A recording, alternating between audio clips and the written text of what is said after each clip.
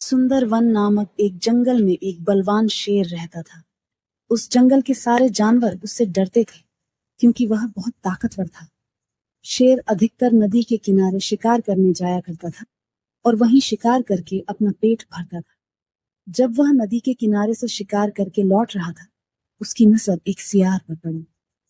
जैसे ही वह सियार के नजदीक गया, सियार शेर के कदमों के नीचे गिर गया और कहने लगा, महाराज, महाराज मेरे प्रभु। शेर ने चौंक कर पूछा, क्या बात है? सियार ने उत्तर दिया, आप महान हैं और बलवान भी हैं। मैं चाहता हूं कि आप मुझे अपना सेवक बना लें। महाराज, मैं हमेशा आपकी सेवा में रहूंगा और हमेशा वफादार बना रहूंगा। शेर ने कहा, मुझे किसी सेवक की जरूरत नहीं है, मैं अकेला ही काफी हूँ। और वैसे भी मैं तुम जैसे कमजोर सियार का क्या करूंगा?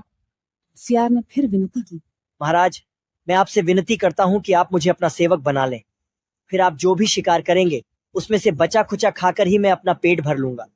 बदले में मैं आपकी सेवा भी करूंगा। सियार की इतनी विनती सुनकर शेर मान गया और सियार को अपना सेवक बना लिया। अब वे दोनों एक साथ जंगल में शिकार करने जाने लगे।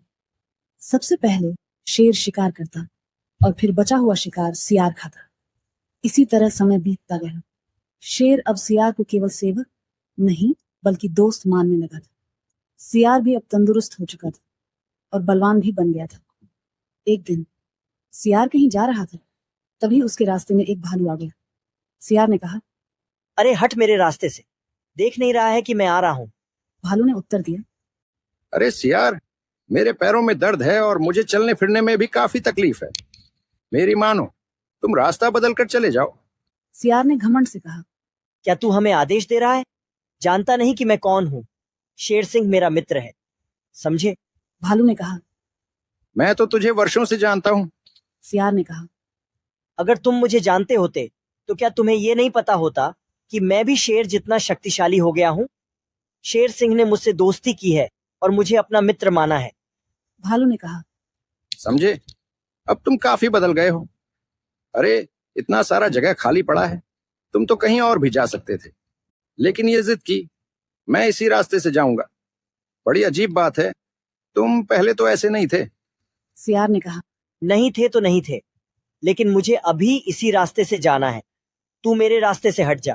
अब तू समझ ले, मेरी शेर सिंह से दोस्ती भी है। शेर के साथ रहते हुए मैंने शेर की सारी दांव पेच सीख ली है और अब तो मैं शेर जितना बलवान भी हो चुका हूँ। मुझे शेर से कम मत समझना। अब हट मेरे रास्ते से, वरना। भालू ने कहा, ठीक है, ठीक है, हटता हूं मैं, लेकिन इतना घमंड भी अच्छा नहीं होता है यार।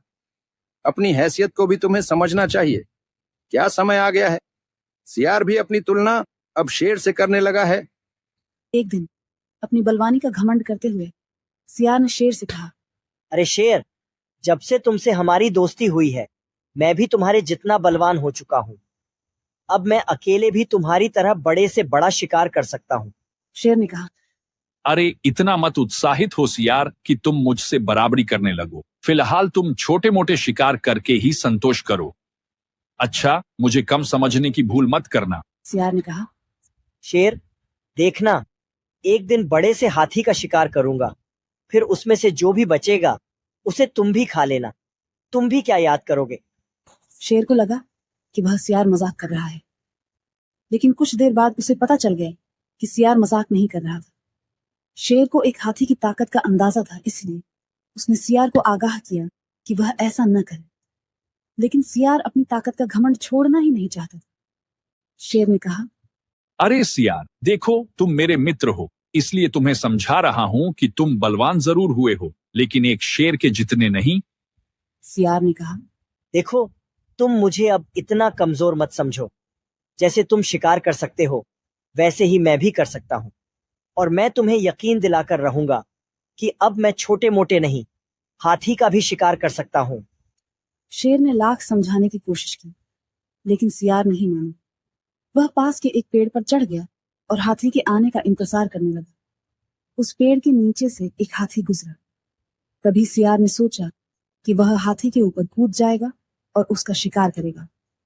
वह सियार पेड़ से कूदा, लेकिन वह गलत जगह पर गिरा। वह हाथी के कदमों के सामने गिरा।